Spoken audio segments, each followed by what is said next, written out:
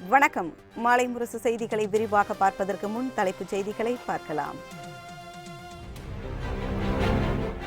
சேலம் தொகுதியில் வீதி வீதியாக சென்று வாக்கு சேகரித்தார் முதலமைச்சர் எடப்பாடி பழனிசாமி. பொதுமக்கள், வியாபாரிகள் செல்ஃபி எடுத்து உற்சாகம்.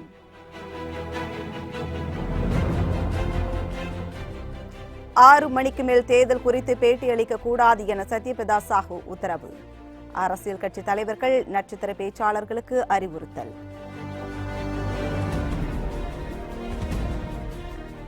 வேலூர் மக்களவை தேர்தல் ரத்து தொடர்பாக எந்த ஆணையும் பிறப்பிக்கப்படவில்லை என தேர்தல் ஆணையம் விளக்கம். வதந்திகளை பரப்புவோர் மீது கடும் நடவடிக்கை எடுக்கப்படும் என்றும் எச்சரிக்கை.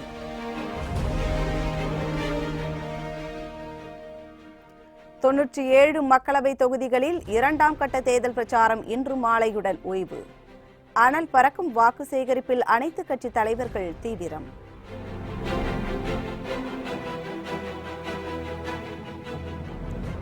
இஸ்லாமிய மாப்பிள்ளை அலங்காரத்துடன் வீடு வீடாக சென்று வாக்கு சேகரித்தார் அமைச்சர் ஜெயக்குமார்.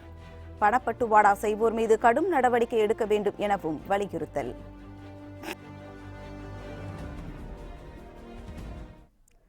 இனி விரிவான செய்திகளை பார்க்கலாம். சேலம் தொகுதி அதிமுக வேட்பாளர் சரவணனை ஆதரித்து முதலமைச்சர் பழனிசாமி வீதி வீதியாக சென்று வாக்கு சேகரித்தார்.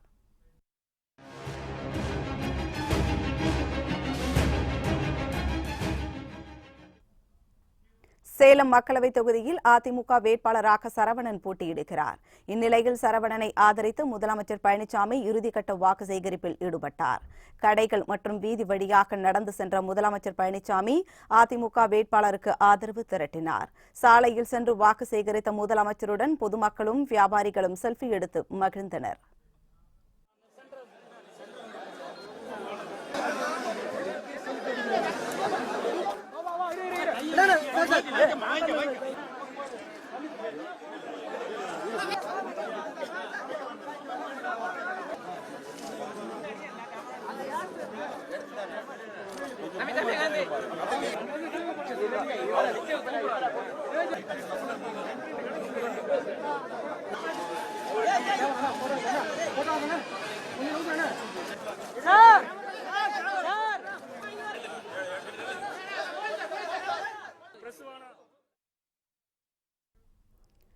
ஆறு மணிக்கு மேல் தேர்தல் பற்றி பேட்டியளிக்க அரசியல் கட்சி தலைவர்கள் மற்றும் நட்சத்திர பேச்சாளர்களுக்கு தேர்தல் ஆணையம் தடை விதித்துள்ளது. ஏப்ரல் 18ஆம் தேதி தமிழகத்தில் 39 மக்களவை தொகுதிகளுக்கும் 18 சட்டமன்ற தொகுதிகளுக்கும் தேர்தல் நடைபெறுகிறது. இதற்கான இறுதிக்கட்ட பிரச்சாரத்தில் அரசியல் தலைவர்கள் தீவிரமாக ஈடுபட்டுள்ளனர். இதனையடுத்து இன்று மாலையுடன் தேர்தலுக்கான பிரச்சாரம் ஓய்கிறது. இதனால் 6 மணிக்கு மேல் தேர்தல் பற்றி பேச தமிழக தேர்தல் ஆணையர் சத்யபிரதா சாஹூ தடை விதித்துள்ளார். அரசியல் கட்சி தலைவர்கள் மற்றும் நட்சத்திர பேச்சாளர்கள் 6 மணிக்கு மேல் ஊடகங்களில் தேர்தலை பற்றி பேசக்கூடாது என்றும் உத்தரவிட்டுள்ளார். வேலூர் மக்களவை தேர்தல் ரத்து தொடர்பாக எந்த ஆணையும் பிறப்பிக்கப்படவில்லை என்று தேர்தல் ஆணையம் விளக்கம் அளித்துள்ளது. வேலூர் மக்களவை தேர்தல் ரத்து செய்யப்பட்டுள்ளதாக நேற்று முழுவதும் சமூக வலைதளங்களில் தகவல்கள் பரவியது. இதனால் பெரும் பரபரப்பு ஏற்பட்டது. இது தொடர்பாக விளக்கம் அளித்துள்ள தேர்தல் ஆணையம், வேலூர் மக்களவை தேர்தல் ரத்து தொடர்பாக எந்த ஆணையும் பிறப்பிக்கப்படவில்லை என தெளிவுபடுத்தியுள்ளது. தேர்தல் ஆணைய செய்தி தொடர்பாளர் ஷெய்பாலி சரண் வெளியிட்டுள்ள செய்தியில், தேர்தல் ரத்து என்று பரவிய தகவல் வதந்தி என்றும் தேர்தலை ரத்து செய்யும் உத்தேசம் எதுவும் இல்லை என்றும் தெரிவிக்கப்பட்டுள்ளது. அத்துடன் இதுபோன்ற வதந்திகளை பரப்புவோர் மீது கடும் நடவடிக்கை எடுக்கப்படும் என்றும் தேர்தல் ஆணையம் எச்சரிக்கை விடுத்துள்ளது.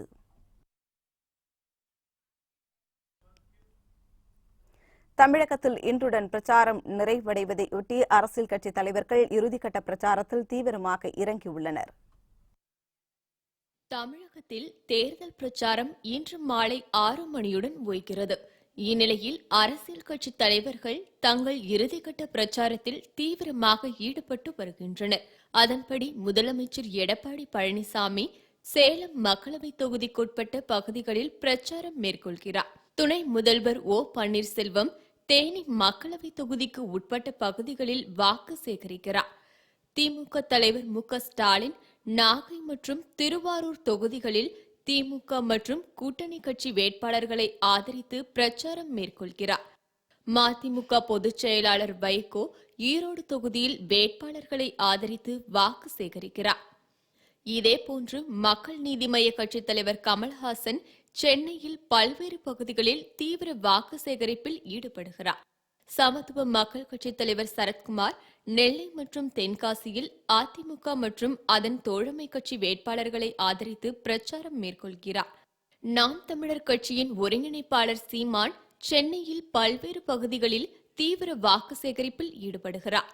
அம்மா மக்கள் முன்னேற்றக் கழக துணை பொதுச் செயலாளர் டிடிவி தினகரன் சென்னையில் பிரச்சாரம் மேற்கொள்கிறார். பணப்பட்டுவாடா செய்வோர் மீது தேர்தல் ஆணையம் கடும் நடவடிக்கை எடுக்க வேண்டும் என அமைச்சர் ஜெயக்குமார் வலியுறுத்தியுள்ளார்.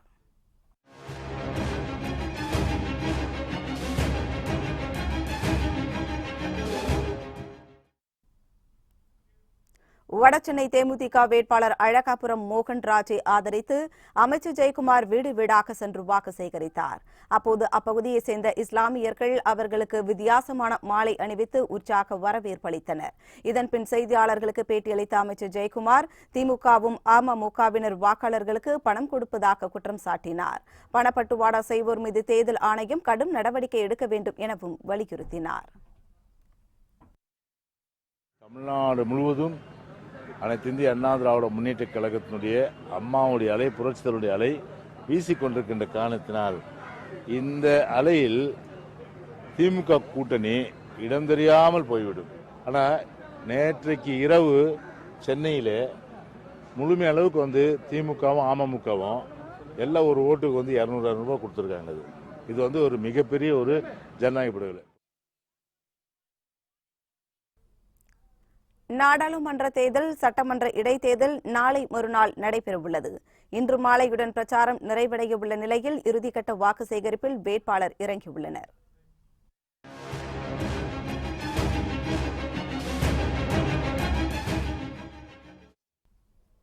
நாடாளுமன்ற தேர்தலின் அதிமுக தென்சென்னை வேட்பாளர் ஜெயவர்தன் சென்னை கே நகர் பகுதியில் வீடு வீடாக சென்று வாக்கு சேகரித்தார்.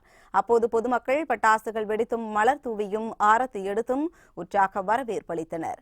அதிமுக வேட்பாளர் ஜெயவர்தனை ஆதரிக்கும் விதமாக கூட்டணி கட்சி தொண்டர்களும் பிரச்சாரத்தில் ஈடுபட்டனர். சென்னை வேட்பாளர் ஜெயவர்தன் நம்முடன் இருக்கிறார். அவரிடம் பல்வேறு கேள்விகளை கேட்கலாம். வணக்கம் சார். நாடாளுமன்ற மற்றும் சட்டமன்ற 18 தொகுதிகளுக்கான சட்டமன்ற இடைத்தேர்தல் நாளை மறுநாள் நடைபெற இருக்கு. தொடர்ந்து பிரச்சாரத்தில் ஈடுபட்டு வரீங்க. மக்களின் மனநிலை எப்படி இருக்கு? மக்களின் ஆதரவு எப்படி இருக்கு சார்? நீங்களே பார்த்தீங்கன்னா நம்ம ஃபாலோ பண்ணிட்டு வரீங்க. ஸோ எவ்வளோ உற்சாகமான வரவேற்பு இருக்குன்னு சொல்லிட்டு இந்த ஏரியாவில் மட்டும் பார்க்குறீங்க. புரட்சி தலைவி அம்மா அவர்களோட கோட்டை என்கின்ற வேகத்தில் தென்சென்னை நாடாளுமன்ற தொகுதி இருக்கின்றது. இப்போ நம்ம கடந்த 5 ஆண்டுகள் பார்த்திங்கன்னா இங்கேருந்து இஎஸ்சிசி மருத்துவமனை மருத்துவக் கல்லூரி இருக்குது. கொஞ்சம் தூரத்தில் தான், ஒரு 2 கிலோமீட்டர் டிஸ்டன்ஸில் தான் இருக்குது. அது எய்ம்ஸுக்கு நிகரான மருத்துவமனையாக மாற்றப்பட வேண்டும் என்பதாக தொடர்ந்து பாராளுமன்றத்தில் வலியுறுத்தி நம்ம லேபர் மினிஸ்டர்லாம் பார்த்துட்டு அதன் காரணமாக நீங்கள் பார்த்தீங்கன்னா 250 கோடி ரூபாய் நிதி பெற்று 450 படுக்கை கொண்டு மருத்துவமனையாக மாற்றி அமைக்கப்பட்டு பொதுமக்கள் பயன்பாடு திறந்து வைத்திருக்கு.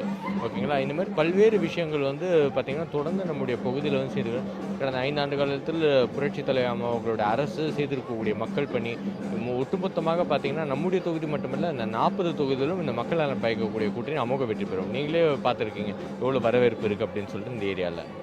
சரி, என்ன மாதிரியான உறுதிமொழிகள் வைத்து மக்கள் கிட்ட பிரச்சாரம் மேற்கொள்றீங்க? அந்த உறுதிமொழிகளுக்கு மக்களின் நம்பிக்கை எந்த அளவுக்கு இருக்கு சார்? ஒரு நல்ல ஒரு கேள்வி. இப்போ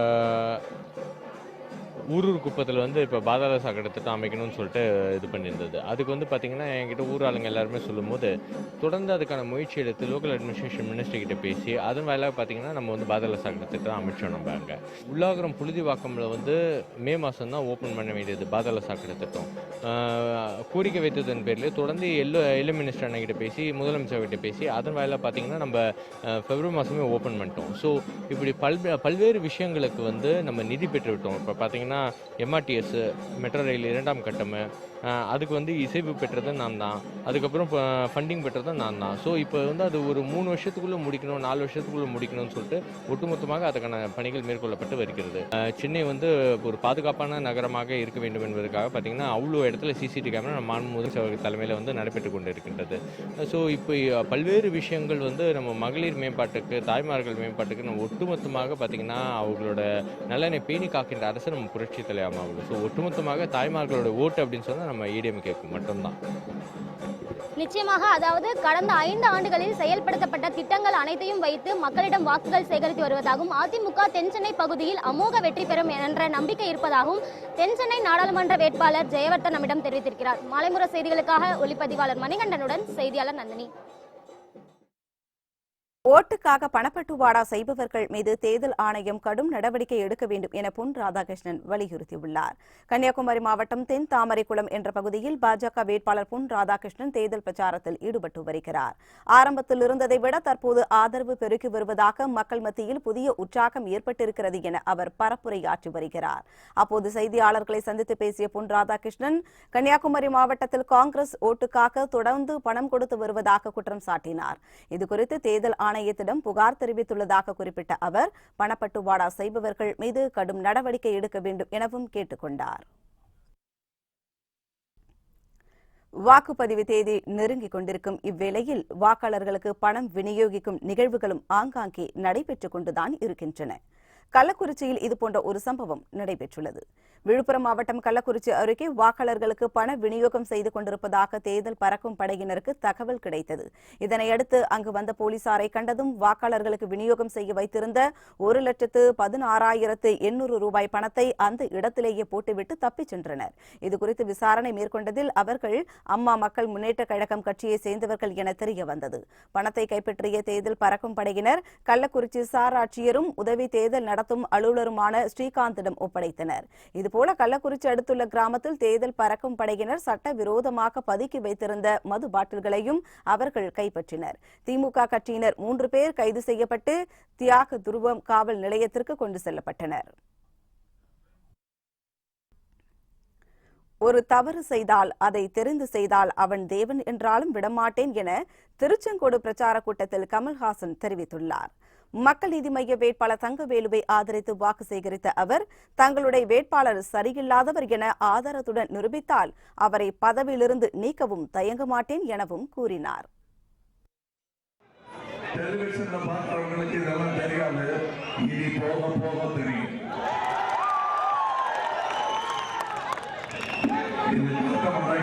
ஒவ்வொரு கட்சிக்கும் ஒவ்வொரு தொலைக்காட்சி இருக்கு. அதனால நம்மளை காட்ட மாட்டாங்க.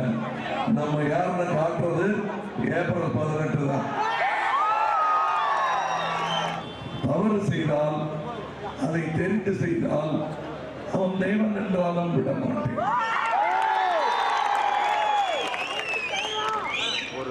அதுதான் எங்களுடைய கட்சியுடைய தனித்தன்மை.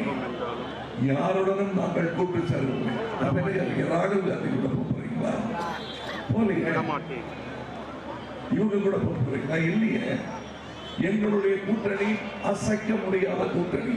ஒரு முறை இது அமைந்து விட்டால் அசைக்க முடியாது. அந்த கூட்டணி இதுதான். விழுப்புரத்தில் நடைபெற்ற திருநங்கைகளுக்கான அழகி போட்டியில் மிஸ் கூவாகம் அழகியாக தருமபுரியை சேர்ந்த நபிசா தேர்வு செய்யப்பட்டார். விழுப்புரம் மாவட்டம் கூவாகத்தில் உள்ள கூத்தாண்டவர் கோவிலில் சித்திரை திருவிழா கடந்த 2ஆம் தேதி தொடங்கியது. இதில் கண்களுக்கு விருந்தாக பல்வேறு கலை நிகழ்ச்சிகள் நடைபெற்றன. இந்நிலையில் விழாவின் முக்கிய நிகழ்வான மிஸ் கூவாகம் அழகி போட்டி 3 சுற்றுகளாக நடைபெற்றது. இதன் இறுதிச் சுற்று போட்டியில் 15 பேர் பங்கேற்று தங்கள் திறமைகளை வெளிப்படுத்தினர். அவர்களது நடை, உடை, பாவனை ஆகியவற்றை கணக்கிட்டு மிஸ் கூவாகம் அழகி தேர்வு செய்யப்பட்டனர். இதில் தருமபுரியை சேர்ந்த நபிசா மிஸ் கூவாகம் பட்டத்தை தட்டி சென்றார். இவரை தொடர்ந்து கோவையை சேர்ந்த மடுனா 2வது இடத்தையும், பவானியை சேர்ந்த ருத்ரா 3வது இடத்தையும் பிடித்தனர். அவர்கள் அனைவருக்கும் கிரீடம் சூடப்பட்டு மிஸ் கூவாகம் அழகி பட்டம் வழங்கப்பட்டது.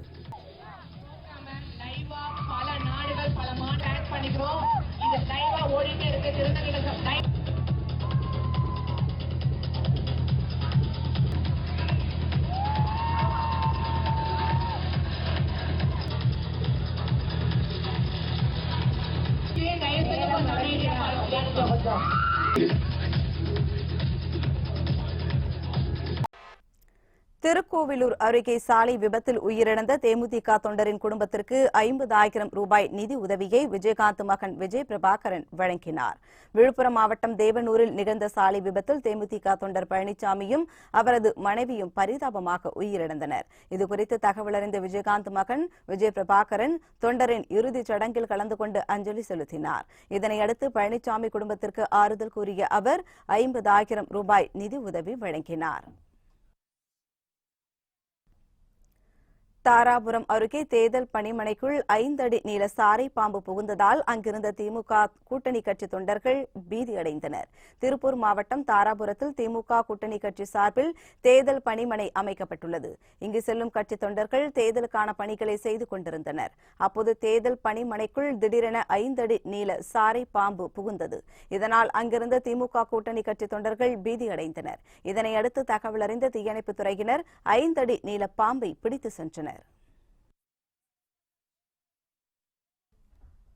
திருச்சி அருகே தம்பதியினர் தூக்கிட்டு தற்கொலை செய்து கொண்ட சம்பவம் அதிர்ச்சியை ஏற்படுத்தியுள்ளது.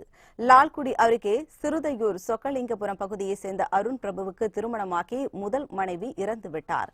இவருக்கு 5 வயதில் ஒரு பெண் குழந்தை உள்ள நிலையில் சில மாதங்களுக்கு முன்பு உறவுக்கார பெண் பிரதிபா என்பவரை 2வது திருமணம் செய்து கொண்டார். இவர்களுக்கிடையே அடிக்கடி குடும்ப தகராறு ஏற்பட்டுள்ளதாக கூறப்படுகிறது. இந்த நிலையில் தம்பதியினர் இடையே தகராறில் மனைவி பிரதிபா தூக்கிட்டு தற்கொலை செய்து கொண்டார். இதனை அறிந்த கணவர் அருண் பிரபுவும் லால்குடி அருகே தென்கலை காட்டுப்பகுதியில் தூக்கிட்டு தற்கொலை செய்து கொண்டார்.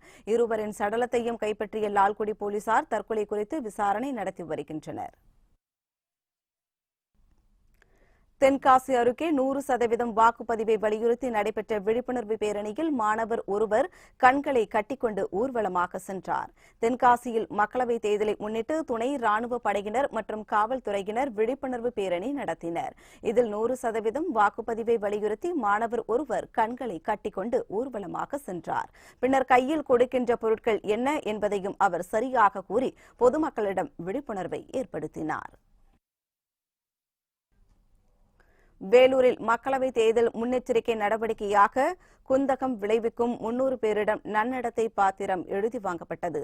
வேலூரில் செய்தியாளர்களிடம் பேசிய காவல்துறை டிஐஜி வனிதா தேர்தலின் போது மக்கள் அச்சமின்றி வாக்களிக்க பாதுகாப்புகள் பலப்படுத்தப்பட்டுள்ளதாக தெரிவித்தார். முன்னெச்சரிக்கை நடவடிக்கையாக குந்தகம் விளைவிக்கும் 300 பேரிடம் நன்னடத்தை பத்திரம் எழுதி வாங்கப்பட்டுள்ளதாக கூறிய அவர் 29 பேர் மீது குண்டர் தடுப்பு சட்டத்தின் கீழ் நடவடிக்கை எடுக்கப்பட்டுள்ளதாகவும் தெரிவித்தார். வேலூர் மாவட்டத்தில் வருகிற 18ஆம் தேதி 2 பாராளுமன்ற மற்றும் 3 சட்டமன்ற தொகுதிகளில் இடைத்தேர்தல் நடைபெற உள்ளது. இதற்காக மக்கள் தங்கள் வாக்குகளை பதிவு செய்ய மாவட்டம் முழுவதிலும் சுமார் 3456 வாக்குச்சாவடிகள் அமைக்கப்பட்டுள்ளன. வேலூர் மாவட்டத்தில் பாதுகாப்பு பணிக்காக ஈடுபடுத்தப்பட்டுள்ளதற்காக 10 காவல்துறை சார்ந்த அதிகாரிகள் 2887 பேர், மத்திய துணை ராணுவத்தினர் 10 கம்பெனி 800 பேர், 4 கம்பெனி தமிழ்நாடு சிறப்பு காவல் படை, பயிற்சி காவலர் 196 பேர், முன்னாள் ராணுவத்தர் 1500 பேர், ஊர்காவல் படையினர் 400 பேர், ஓய்வு பெற்ற தீயணைப்பு துணையினர் 50 பேர் மற்றும் ஓய்வு பெற்ற காவல்துறையினர் 50 பேர், NSS 500 பேர், மொத்தம் 5631 பேர் தேர்தல் பாதுகாப்பு பணியில் ஈடுபட உள்ளனர். வேலூர் மாவட்டம் ஆம்பூர் நகராட்சியின் சார்பாக 100% வாக்களிப்பு உறுதிமொழி ஏற்பு நிகழ்ச்சி மற்றும் விழிப்புணர்வு ஊர்வலம் நடைபெற்றது. வேலூர் மாவட்டம் ஆம்பூர் நகராட்சியின் சார்பாக நகராட்சி பணியாளர்கள் பங்கேற்ற 100% வாக்களிப்பு உறுதிமொழி ஏற்பு நிகழ்ச்சி நடைபெற்றது. இந்த உறுதிமொழி ஏற்பு நிகழ்ச்சியில் நகராட்சி பொறியாளர் குமார், துப்புரவு அலுவலர் பாஸ்கர் மற்றும் நகராட்சி அலுவலர்கள், பணியாளர்கள் ஆகியோர் கலந்து கொண்டனர். 100% வாக்களிப்பை வலியுறுத்தும் இந்த ஊர்வலத்தை ஆணையாளர் சவுந்தரராஜ் துவங்கி வைத்தார். இந்த ஊர்வலமானது ஆம்பூர் நேதாஜி சாலை, பஜார் சாலை, உமர் சாலை வழியாக சென்று பேருந்து நிலையத்தில் நிறைவுற்றது. திருவண்ணாமலையில் மக்களவைத் தேர்தல் மற்றும் சித்ரா பௌர்ணமியை முன்னிட்டு பலத்த பாதுகாப்பு ஏற்பாடுகள் செய்யப்பட்டுள்ளதாக மாவட்ட காவல்துறை கண்காணிப்பாளர் CB சக்கரவர்த்தி தெரிவித்துள்ளார். திருவண்ணாமலை அண்ணாமலையார் கோவிலில் தினம்தோறும் ஆயிரக்கணக்கான பக்தர்களும், பௌர்ணமி நாளில் லட்சக்கணக்கான பக்தர்களும் கிரிவலம் வந்து சுவாமி தரிசனம் செய்வது வழக்கம்.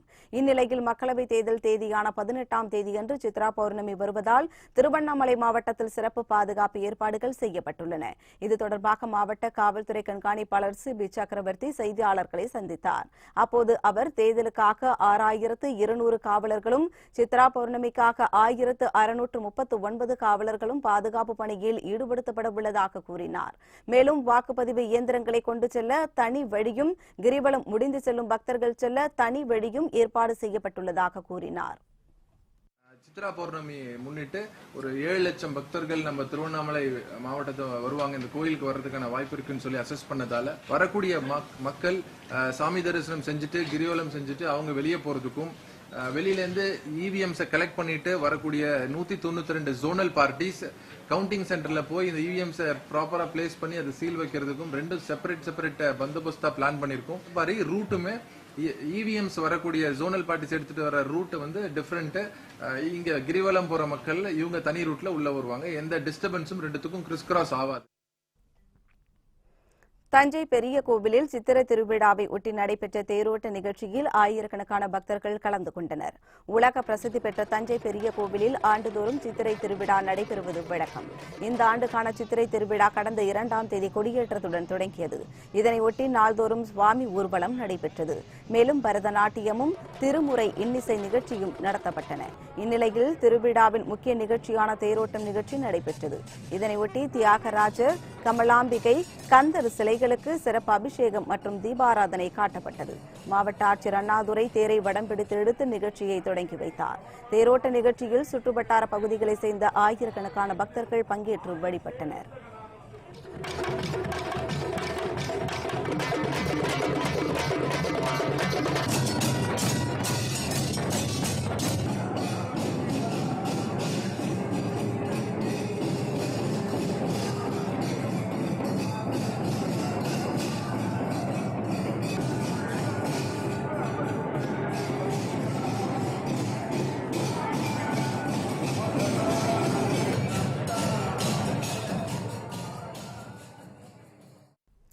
மதுரை அருள்மிகு மீனாட்சி சுந்தரேஸ்வரர் திருக்கோவிலில் அருள்மிகு மீனாட்சி அம்மனுக்கு பட்டாபிஷேக விழா கோலாகலமாக நடைபெற்றது.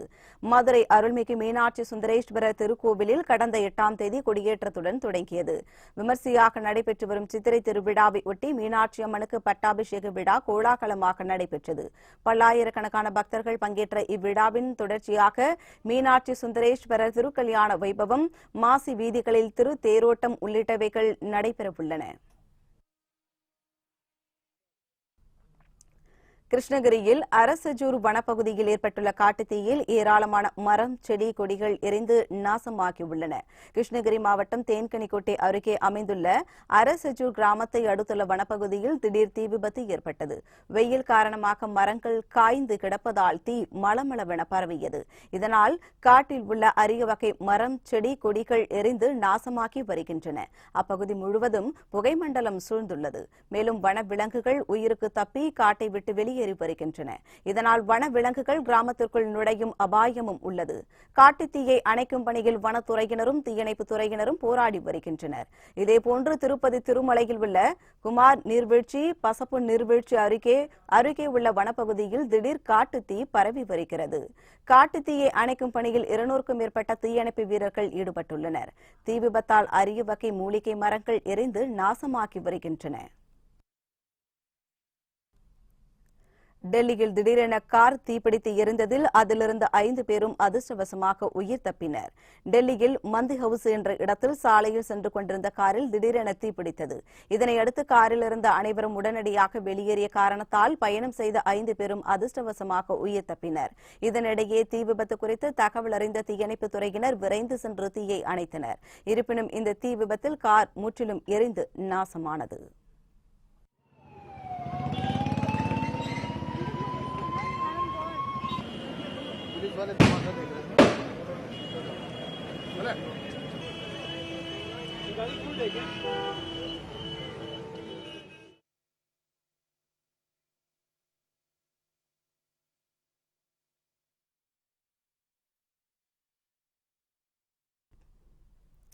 பிரான்ஸ் நாட்டில் திடீரென ஏற்பட்ட தீ விபத்தில் 850 ஆண்டுகள் பழமையான நோட்டர் டேம் தேவாலயம் முற்றிலும் எரிந்து நாசமானது. பிரான்ஸ் நாட்டின் புகழ்பெற்ற அடையாளங்களில் ஒன்றான நோட்டர்டேம் தேவாலயம் தலைநகர் பாரிஸின் மத்திய பகுதியில் அமைந்திருந்தது. 850 ஆண்டுகள் பழமையான இந்த தேவாலயம் பெரும்பாலும் மரத்தால் செய்யப்பட்டதாகும். இந்நிலையில் மாலை நேரத்தில் தேவாலயத்தின் உள்ளே திடீரென தீப்பிடித்தது. காற்றின் வேகம் அதிகமாக காணப்பட்டதால் ஆலயம் முழுவதும் அக்னி ஜுவாலையுடன் பற்றி எரிந்தது. தகவல் அறிந்த தீயணைப்பு வீரர்கள் விரைந்து சென்று தீயை அணைக்கும் முயற்சியில் ஈடுபட்டனர். இருப்பினும் நெருப்பின் தாக்கம் காரணமாக தேவாலயம் முற்றிலும் எரிந்து நாசமானது. இதனால் தமக்கும் நாட்டு மக்களுக்கும் பெரும் மனக்கஷ்டம் ஏற்பட்டுள்ளதாக பிரான்ஸ் அதிபர் இமானுவேல் மேக்ரன் தெரிவித்துள்ளார்.